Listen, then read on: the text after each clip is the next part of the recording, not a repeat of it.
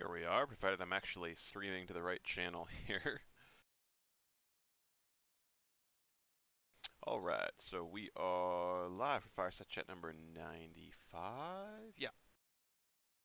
So, as far as stuff going on this week, I guess the biggest thing that comes to mind is I redid the entire rules channel. So we've got, as you can see in there, the whole handbook as well as the pocket guide and the recruiting guide, all there in text form. Still have the at the very top, you'll see there's a link to an introduction to each of the biggest four houses, as well as the two images there giving that overview of all of our war bands, the traditional chain of command, as well as houses and families, too.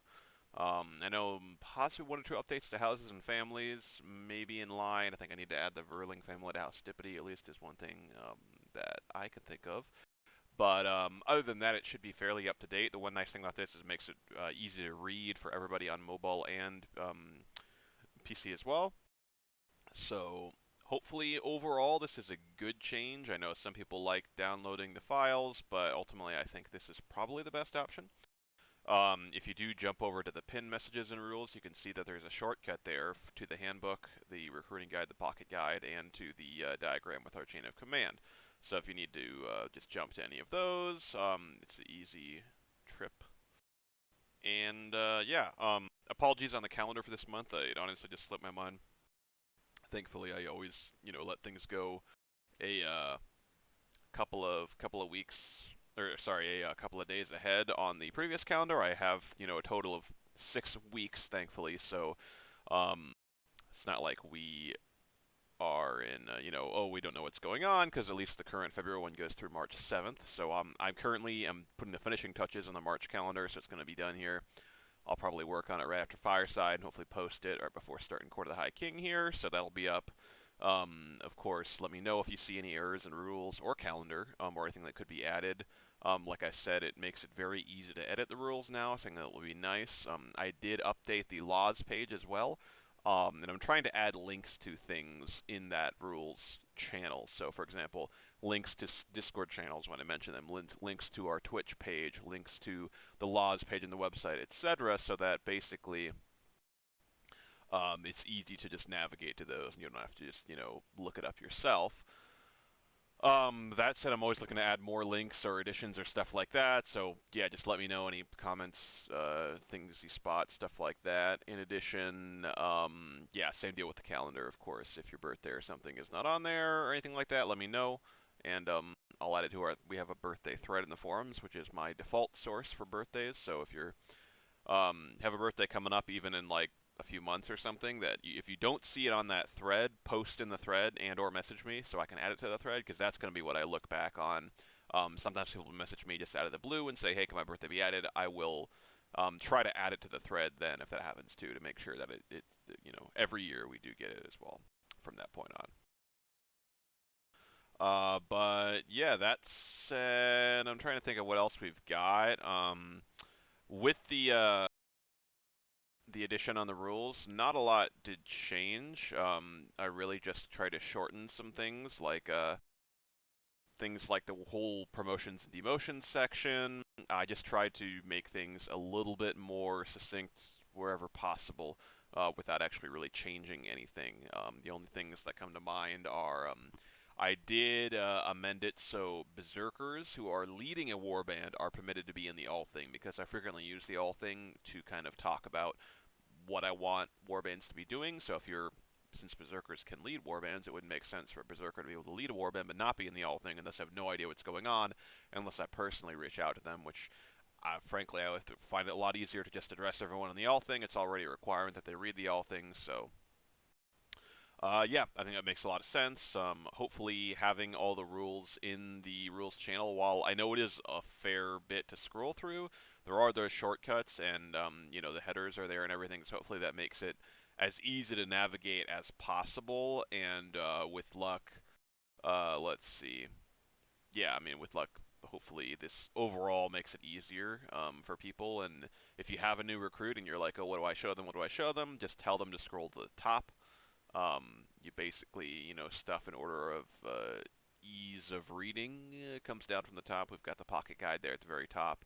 You got those introduction to the houses. Those do require a forum account to view, though. But if you need to, you can always open up those threads and just download the image for your house, and then you just have it on your phone or your computer or whatever. You can just send it to people too, so they don't need to bother with that. So it should make it easy to introduce people to your house, give it a brief overview, hopefully kind of show some of the cooler side of WA there in terms of the house culture and stuff like that that's contained in those. At least Dippity and Commander have images.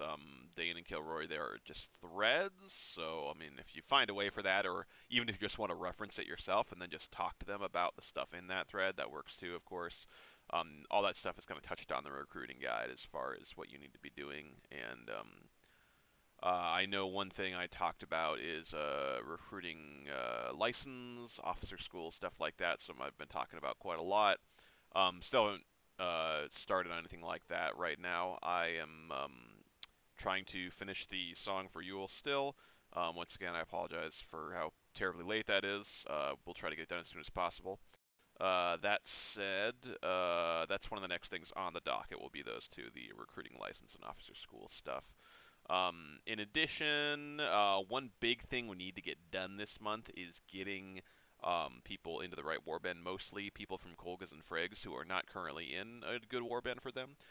So a lot of them got moved to Vafthrudnir's Acolytes, which is a temporary home for everybody, basically, who had transferred in. So if people want to hang out, yeah, I mean, people are allowed to be permanent members of Vafthrudnir's. I don't want to say that we're kicking anybody out, but because Vafthrudnir's purpose is very much based around helping people find their way in the clan and moving them around and stuff like that, it's not going to be the best fit for most people, in my opinion. It makes sense for veteran members who find that's something they want to do is help out in that regard. Perfect, and maybe we wind up with a few other people who just want to hang out or whatnot. But ideally, the purpose of the Thrudnir is to funnel people into the right warband for them. So be sure to check out the warband channel and just talk to me, talk to anybody in Thrudnirs. We really want to teach everybody, answer all questions, make sure everybody knows exactly what's going on, and hopefully find the best warband for them that we can. So that's the goal. I'm going to be trying to reach out personally to people, ping them in the channel, everything like that, and get them into a good warband. As a side note, if you get pinged and messaged a bunch of times and you just ignore all the communication from all of us, you might get moved to guest instead of into a warband. So prefer that not happen. So yeah, just respond to us if you get a chance, and we'll try to find a good warband for you. Let's see. Let me just pop open my document here and double check if there's anything else. Oh, the rank activity requirements, they didn't change, but the way they're listed changed a little bit. I think in favor of being easier to look through, but basically the one thing I would say is if you are curious about your rank requirements, which shouldn't really have changed, but I encourage everyone just to read through because we have the handbook in the new format, and like I said, revise some stuff. Highly encourage everyone to read through that again. At the very least, if you're looking at your rank, what you want to do is look at under laws, section 5, duties and requirements. That lists a lot of stuff that people, everyone in the clan or people of a certain rank or higher have to do. So that's something that everyone should be paying attention to. You can see here it lists that everyone in WA has to complete their rank's duties, everyone in WA has to post in roll call, that recruiters are responsible for their recruits, that they're responsible for following the recruiting guide, and that also it lists the activity requirement for everyone Warrior Plus.